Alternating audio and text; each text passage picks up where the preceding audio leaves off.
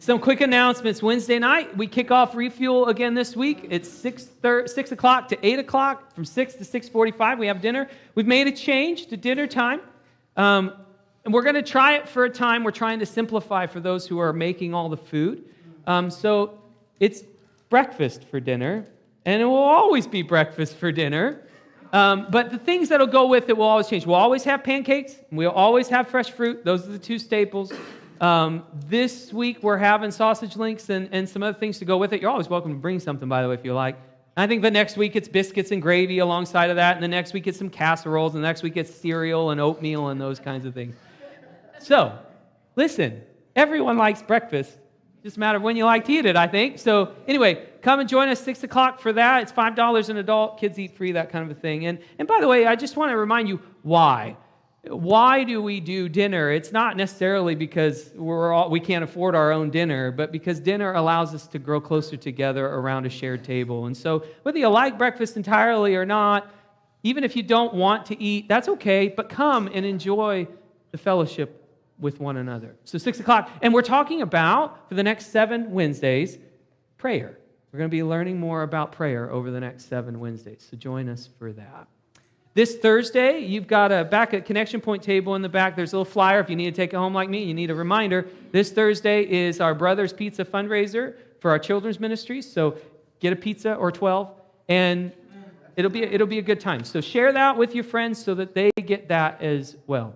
Our leadership team retreat is this Saturday, 8 o'clock until I'm done with you. So here at the church, so looking forward to that. Be in prayer for your leadership team, your church board on Saturday for wisdom and planning and all of those things. The next Saturday, man, this is sneaking up. I'm nervous about this one. VBS is right around the corner, and so our training workshop for all those who have said they're going to be a part and are leading things, that's next, not this coming, the next Saturday, the 29th at 10 o'clock here. No kids allowed at that one. Please don't bring your children to that. That would be too much. I also want to say that Cindy's going to have back there, and we'll talk more about it as we go, but Cindy's going to have back a Connection Point as well. 2 things for our Be the Light kickoff today. Maybe I should save this for just a little bit. I'll save this part, but I do want to let you know she's going to have a packet for you back at the table, one for everybody. And then she's also going to have, we had these 30-ounce tumblers made with our Be the Light logo this year. And we got enough, we believe, for one for every household. And we've got extra. So everyone take one home that's in a house together.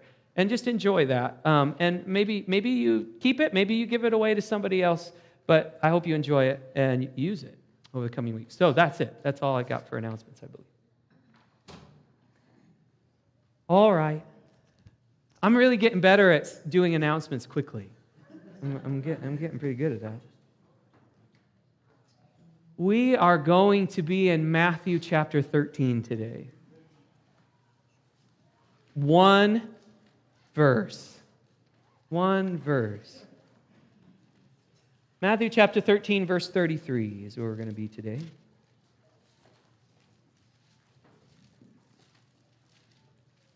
And we'll get there in just a little bit. But as you're getting there, I need a breath. I need to get out some nervous energy. It's good to pause and just breathe a second before we hear the word. So let's close our eyes and let's say a quick word of prayer and center our hearts today.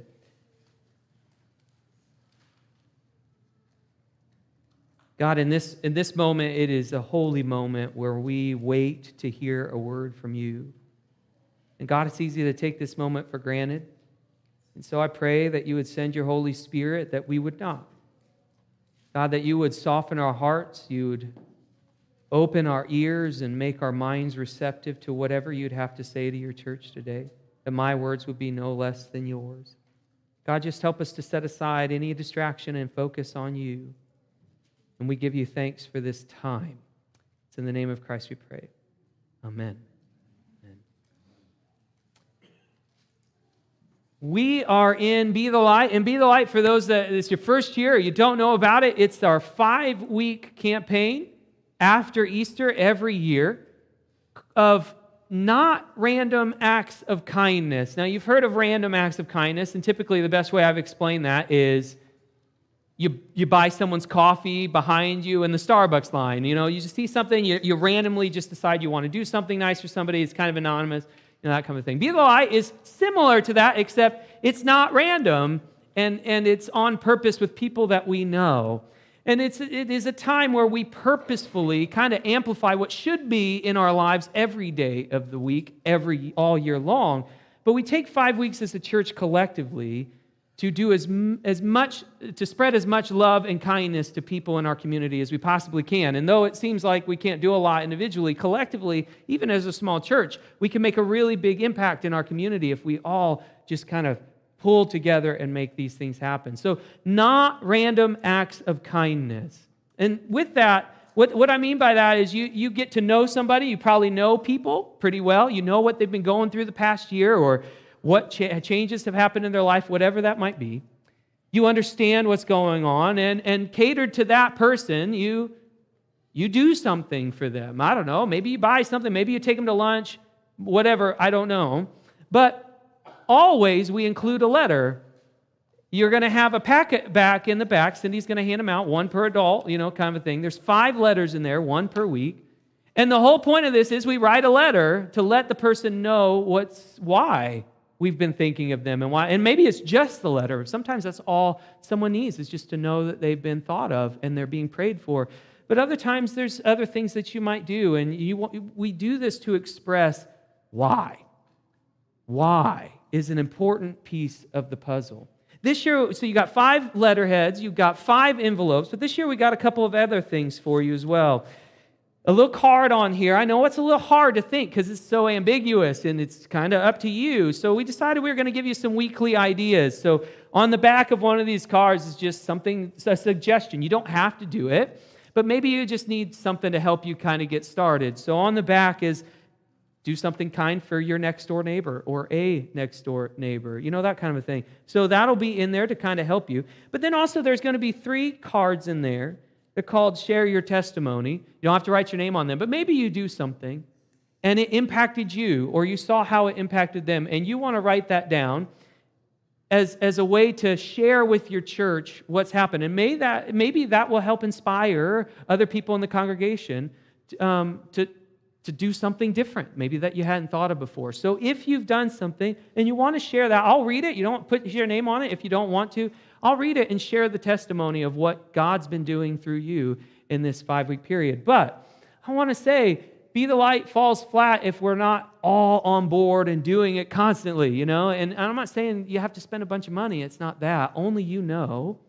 But it is purposeful, not random acts of kindness to bless the people that God has placed around us. So Cindy's going to have that in the back. I'm excited, and this year you can kind of tell our theme is tie-dye. So we got our photo booth in the back. You can stand there with your friends. It's not just a family thing. You stand there with your friends and just enjoy kicking off the season. So I'm really excited about the next 5 weeks. 6 sermons, 5 weeks. Be thinking, who am I going to love? And why? And then let them know, right? That sounds like an announcement. It's not, because this is our first sermon, so we got to lead into it pretty well. So I have a question for you. We always have our engagement time. I don't think sermons should be a spectator sport entirely. So I want to go back and forth. I'm wondering, maybe this might take a second to come to your mind. It took a little bit for me, so don't feel rushed. But I'm wondering, has there been a time in your life where someone has done something really kind for you that made an impact in your life?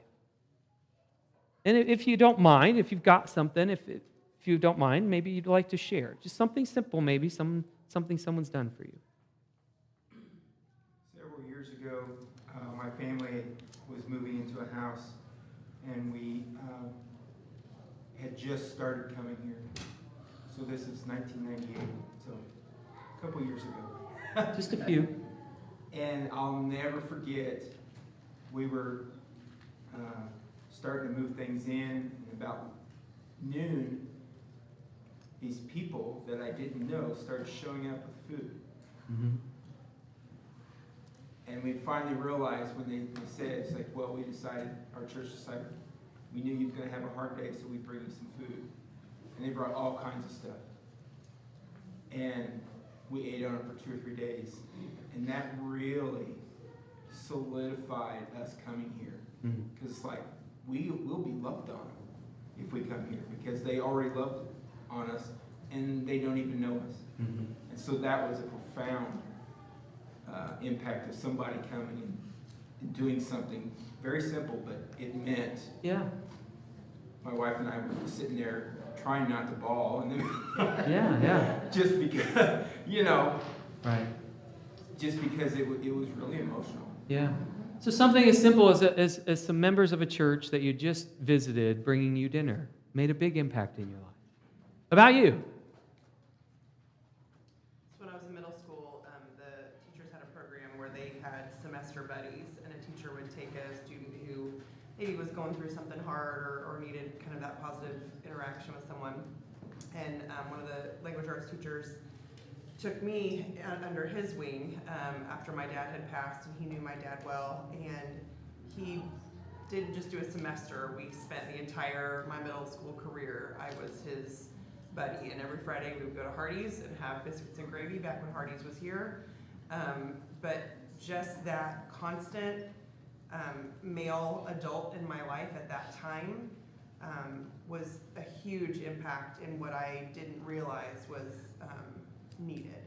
Yeah. So as simple as someone taking you under their wing after a tragedy in your life, and that constant made a big impact.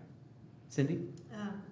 When I had breast cancer 5 years ago now, some friends of my niece, Sherry and Carrie, they're twins, their mom passed away of cancer. And they had a gift certificate for massage.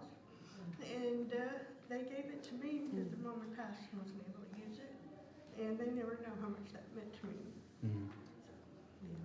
So out of someone else's tragedy, doing something kind for somebody else makes a big difference. Yeah. Thanks for sharing. Anybody else want to share? Well, there's one Christmas when my mom was really sick, and actually it was my daughter's friend's mother, and I knew her, but we weren't real close. And I was trying to get everything ready for Christmas and trying to get everything done and trying to be with my mom, and someone knocked on the door. I went to the door, and there she stood. She says, "I've come today to help you wrap all your Christmas, and I'm going to help you bake or whatever you need." And she spent all afternoon with me. We got all the Christmas wrapped. We got everything done. It was like, wow. I mean, I didn't even tell her I was, stressed, but she came and just helped me all day long. Yeah, something as simple as someone showing up to help, just through a day. Good. Anything final? I've had 3 people help me. You're one of them, and my pastor down in Florida. 3 years ago, I was probably as low as I could get emotionally and mentally. And through coming to church and listening to the sermons, I swore to God that she was talking only to me that day. And I told you last year that you were talking just to me. And to me, that's something that's changed me. I mean, it truly did. I told her, I went to her and I said, "You just saved my life," because that's how low I was. Yeah. So just people showing up and doing what they're called to do makes a big difference. It was the second time my family was homeless when we were growing up. First time we were just evicted. Second time was after our house burnt down.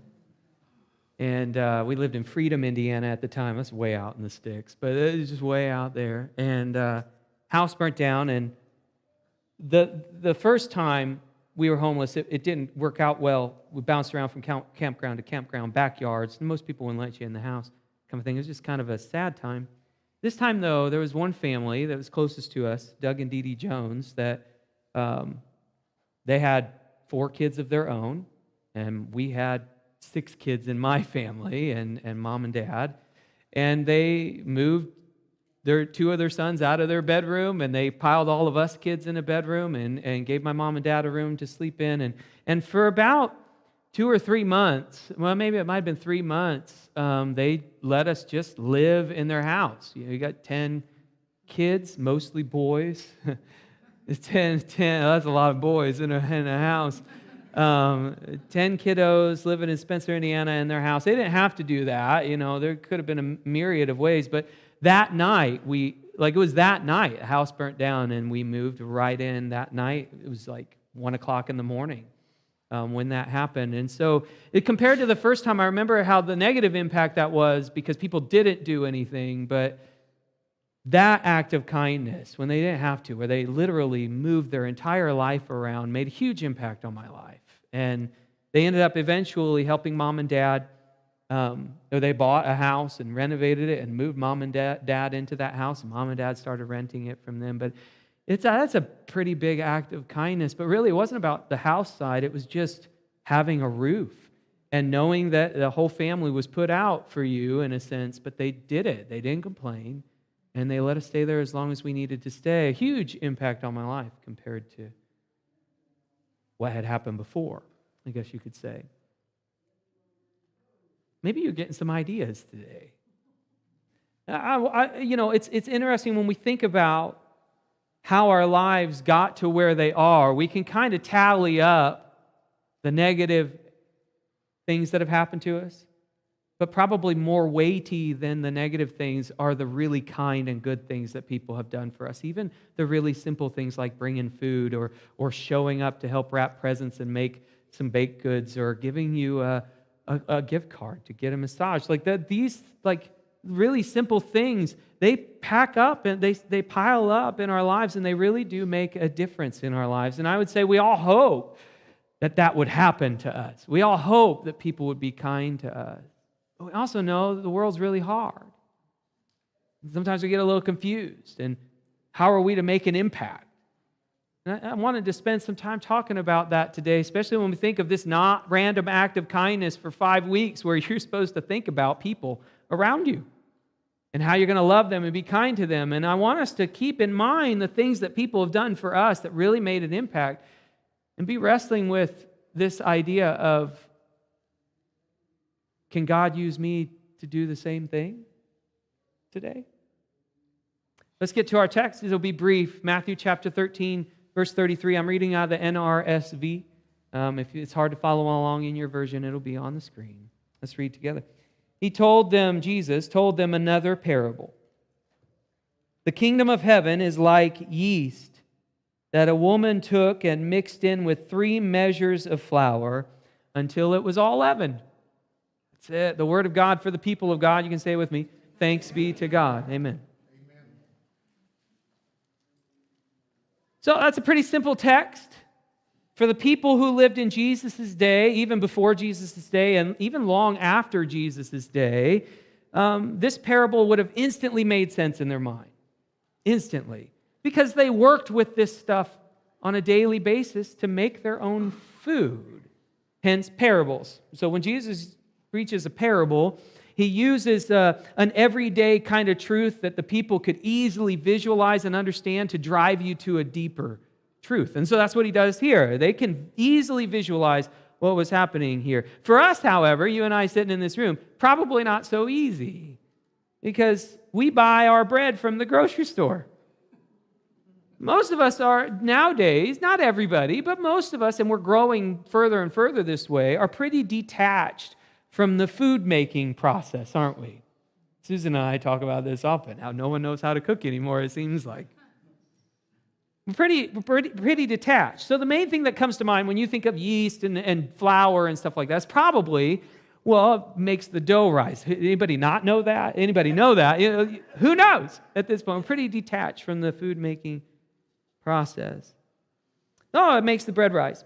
And this is true, right? So you put in yeast, let's say. Yeast feeds on the sugar of the flour, and it releases carbon dioxide, right? And that gas, any leavening agent, releases gas, and it puffs up the bread. So you're not wrong. But the visual that they would have gotten... I did a lot of research this week, by the way, on making bread. I've made bread before. It was terrible, but I'm going to try again today.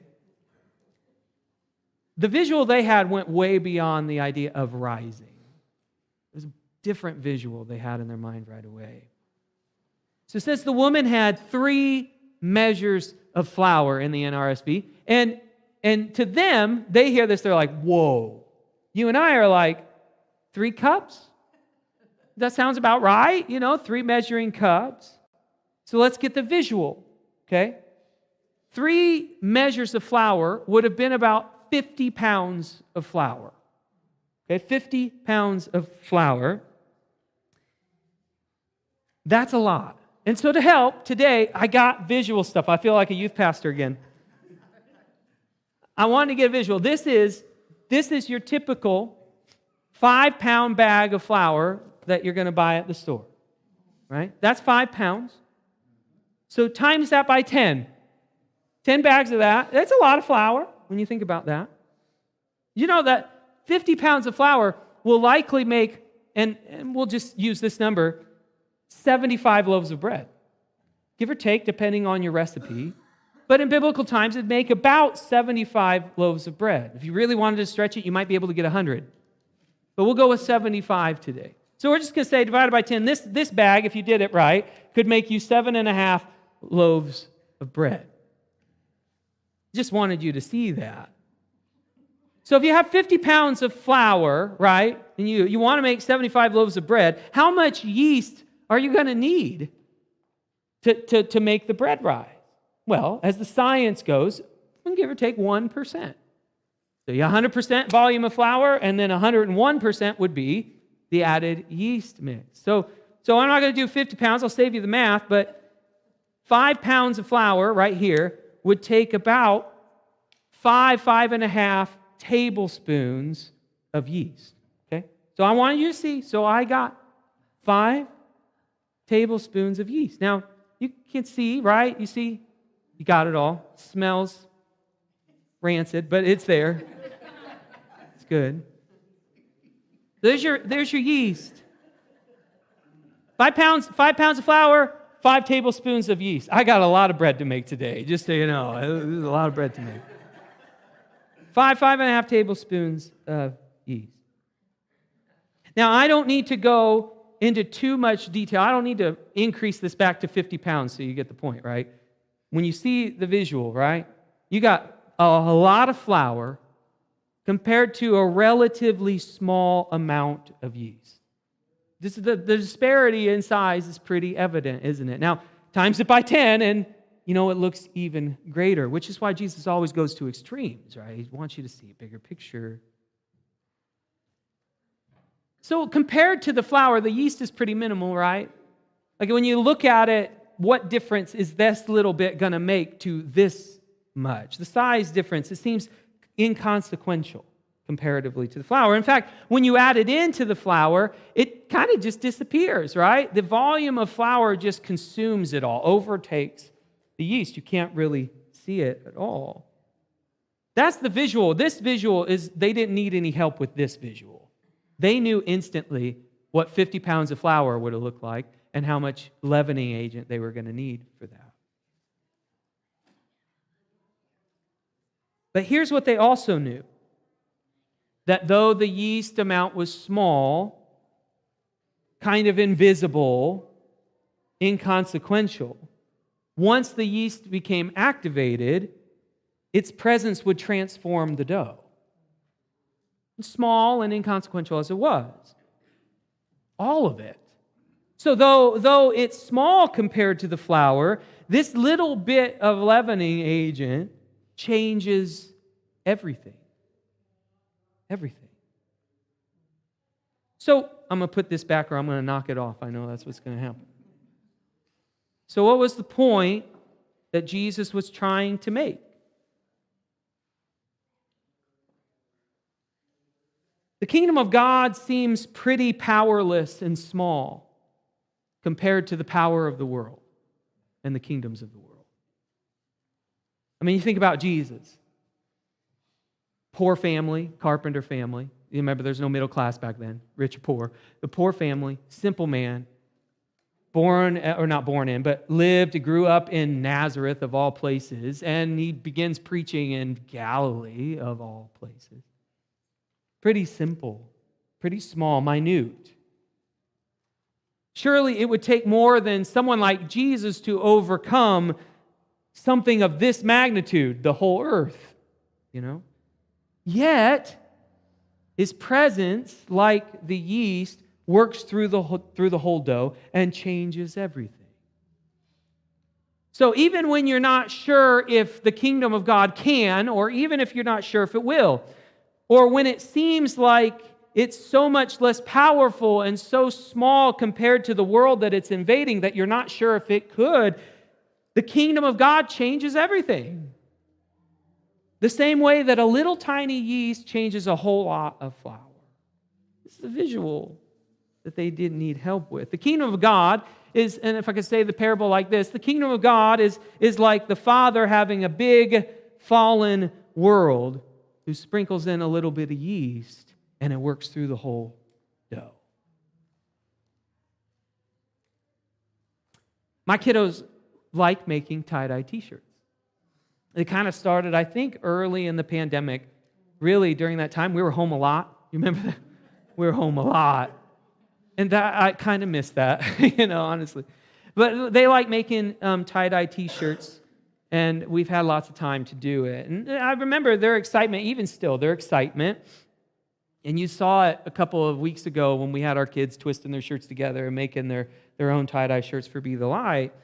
They get all excited. They get their white shirt, they twist it all up. They'd wrap rubber bands around it. Then they'd pick out the colors that they wanted to use to make it whatever they wanted it to be. And then they think about what they did want their shirt to look like, how they wanted to put it on. And finally, they'd put drops of color randomly on the shirt. And then they'd go off and do their own thing as they waited. And they'd come back a little while later when the shirts had finally dried. And they'd take off the rubber bands and they'd untwist the shirt, and finally they got to see how it turned out. It's a fun little project for them. Like, there's some work, a little bit of expectation, and a lot of hope that it would turn out, that would turn out hopefully well. And then there'd be a final celebration. When it all got unraveled, they'd say, "Oh, look, I finally got to see how it turned out. Oh, I really like that. That's so cool." That was their excitement when they made tie-dye shirts. Look what happened. A couple of things about tie-dye that I find the most interesting, especially in light of Be the Light and our text this morning. One is the size difference. You think about it, right? It's just like the flour. You got this big t-shirt, right? And you got these little bottles of color. And comparatively, pretty small. In fact, even if you have a bottle of color, you only put on a few drops. And when you think of drops compared to a whole shirt, it's pretty inconsequential. So the size difference is really drastic. Surely it would take more than just a few drops to really turn and transform a shirt from what it was to something new. So the color, as small as the amount is, it actually does run through the hole and transform the whole shirt. But also, the shirt's pretty tightly twisted, isn't it? Really tight, really twisted. And each shirt is kind of twisted in a different way. And because of that, you never know how it's going to turn out completely. I've got this one on, and there's this one little dab of blue right on the shoulder, the sleeve, and it's like, well, who messed that shirt up? You never know how it's going to turn out until it's completely unraveled. You can place the drops wherever you want. You can try to plan it out. You can make your plan. But until you unravel the shirt, you don't really know what it's going to look like. But here's what you do know. It's going to change the shirt. Just not sure exactly how. And simply in that hope, it's going to change the shirt, these few little drops. You drip in the colors. And when it's finally untwisted, you get to see just how much the color and exactly how the color ran through the twists in the tie. Here's the reality. The world is big and it's twisted. And even if you shrink the world to your local community, it's only like going from 50 pounds to 5 pounds. It's still big. And like a t-shirt ready for tie-dye, it's twisted pretty tight. It's broken. It's fallen. And since the fall of humanity, when we chose ourselves over a relationship with our Creator, we've been a twisted people tied up in knots, resembling nothing that we were created to be. And now we live in a very big world, full of brokenness and loneliness and despair and hopelessness. And those play out in the most extreme public ways, which we have to see on the news from time to time. And they play out in the most private and internal ways as well. Greed or hatred or anger or fear or violence or poverty or depression or discontent. I mean, I don't need to go on. You and I are very well aware of how big and twisted the world is. Big and fallen. And like the flower, it's a lot. I mean, compared to you and me, compared to a little tiny church in Crawfordsville, Indiana, it's humongous and unfixable. It can almost seem like too much. We're unable to do anything to change it at all. We're simply too small. There's simply not enough that you and I could do to make a difference. I remember visiting Los Angeles a couple of years ago, and we were going down to walk the stars. I don't know what the street's called. Had high expectations. I don't know what to expect. We're driving up into downtown Los Angeles, and we're on the interstate, and man, I look around and I start to see everywhere tent after tent after tent after tent, and homeless encampment and homeless encampment, and it was everywhere. Lined all the bridges, every exit ramp. It was everywhere. And even as we came off on the exit ramp onto the street to get to the parking garage to walk the stars, here comes a fella, homeless, needle sticking out of his arm, just kind of walking down the street. There was a lot of homelessness, and it was everywhere, and all of the stuff that comes along with homelessness. And I remember feeling very overwhelmed because, you know me, I want to see the world transformed. I want to be a part of helping the poor and those things that God commands us to do in Jesus Christ. And I looked at Carrie and I said, this is too broken. This can't be fixed. There's no way this can be fixed. And I know that sounds hopeless. It kind of was, because it was overwhelming. I don't have any judgment for why people are there. I'm just telling you, it's overwhelming. And in that moment, it was just, you can't fix it. There's no way this problem can be fixed. No way. So what do you do? It's so easy to focus on the flower, to see the t-shirt, you know? The size difference and the enormity of the twists, the brokenness, and then focusing on the size, we do nothing. Kind of like me, just say, well, I don't know. There's nothing I can do.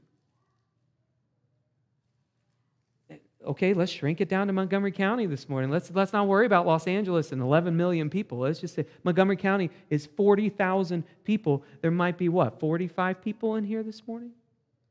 You think, pretty big disparity, right? That's about 1%.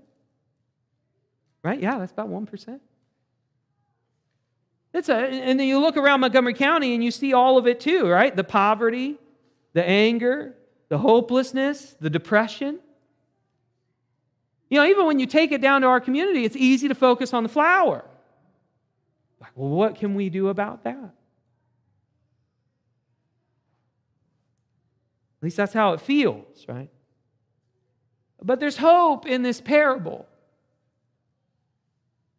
The presence of a little yeast, the presence of a few drops of color can transform everything that seems too big. All of those things about you and me that seem inconsequential or small or invisible compared to whatever situation that we are seeing should never deter us from dropping bits of color and love and kindness into the twisted situations that are around us. Because we believe that the presence of the kingdom of God in Jesus actually did change everything. And when you think of one man from Nazareth, poor carpenter's son, and look at how many billions have come to know him over the years. We believe that in Jesus, everything did change, really did change through something so small. And now by the power of the Holy Spirit, you and I, we know, we're called, we can continue the work that Jesus did of ushering in and breaking in the kingdom of God into the broken places of the world. Hot spots of God's presence wherever God's people are. Be the Light is all about living into this parable. Living into the hope of this parable. It's a lot like my daughter's making tie-dye t-shirts. That despite how big and twisted our community is, we drop bits of kindness into the lives of the people around us. Because we do these things believing that the colors that we drip into their life, the kind works that you and I do, will actually seep in deeply and begin to change their life. Full of hope that God's going to unravel that t-shirt someday. And in excitement and expectation, looking forward to, I wonder what it's going to look like when God untwists them. To see just how simple little things that God's people have done have changed the fabric of the entire shirt. This is what Be the Light is. And that's why it can't be random. Buying coffee for someone behind you that you'll never see, you didn't see, you'll never see again, that might make a good day for them. It's not going to change their life. So do that. That's fine if that makes you feel better. But Be the Light can't be random. But when you know somebody, that's why it all centers there. And the act of kindness that you do for them is specific to who you know them to be because you've been listening and you've been watching. That becomes meaningful deep down inside. Go back to the kindness that was shown to you, that you were thinking of. How inconsequential some food might have felt to the church. What do you do? But how the color ran deep and deep, or a gift card runs deep and deep. And that's why we tell them, that's where the letters come from. The letter is the most important piece. That the way God was kind and loving to me is the way that I'm being kind and loving to you. Because after all, if you don't tell them that God's the reason behind it, then how will they know?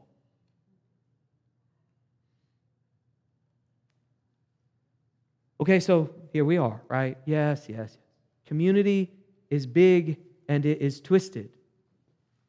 You're not wrong. And yes, a Harbor Nazarene Church in Crawfordsville, Indiana, we're pretty small and pretty inconsequential compared to the size and the enormity of our county and the problems that we all face together in the place we live. But what I also know is that the works of the kingdom of God still change things. And that the things that you and I do aren't inconsequential. So over these 5 weeks, here's what I have to say to you. Get over your fear. I know, it's weird. It's like I got to do something and I got to let people know. There's like this wall up for ourselves because it makes us vulnerable. Well, what if they turn it down? So get over your fear today. Be on the lookout And be listening to the people around you, because maybe, just maybe, because you're finally listening, God opens a door that you didn't know was there. Because there are opportunities for you. Whether you have a ton of friends or not, there are opportunities for you, as small as you may feel, to do something that's on purpose, in hope and expectation that that little thing might actually begin the process of changing that person's life. Now, you may not get to see what happens when God unravels the t-shirt. You might never get to see how the colors ran through the canvas. That might be somebody else gets to see that. And that's okay. That's not the point. Just do it believing that the colors of kindness that God urges you to do can change them the way that God's kindness has changed you. And so get over your fear, open your ears, open your eyes, and let God open the doors for you to love your neighbor. Yeah, it's 40,000 people. We got 45 in here. It's 1%. Never underestimate the power of God at work in you, so long as you just follow. Just follow. So today it's a different kind of altar call day. Because I'm not tugging at your heartstrings. I mean, hopefully you're thinking today very concretely about what God has done for you, God's loving kindness in your life. And hopefully you are thinking about what someone has done for you that changed your life. I hope that's there. And maybe you've forgotten that, and this morning you're like, oh, I'm so glad I remember today. Because God did use somebody else to get you where you are. And God's going to use you to get somebody else where God wants them to be.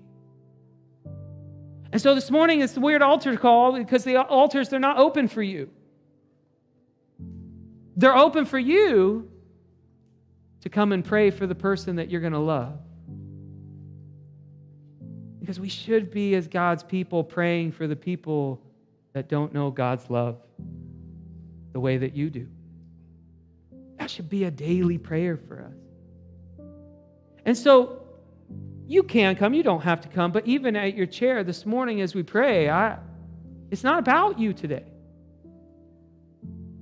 It is about 39,960 people, you know? And a lot of them don't know Jesus. And so this morning in our prayer time, I just want to ask this: who is it? Who has God been placing on your heart? Who has God put on your heart this morning? And I'm not saying you have to know what to do today, but who is it? Who is it that you need to pray for? They don't have to live in Montgomery County, by the way. They can be somewhere else. It's about building the kingdom, right? Who is it? Now, pray for them. Pray that God gives you wisdom on how you'll love them. Pray that God gives you courage to write a letter. Pray that God gives you strength to walk it over. And pray that God sends their Holy Spirit through a simple drop of color and begins a work in that person's life. That maybe someday when a preacher asks them, do you remember a time when someone did something really kind for you that changed your life? Maybe, just maybe they'll look back and they'll say, there was this time in Crawfordsville, Indiana. So, altars are open. Maybe you need courage. Maybe you just really have someone on your mind and you want to pray for them. Well, let's be the light.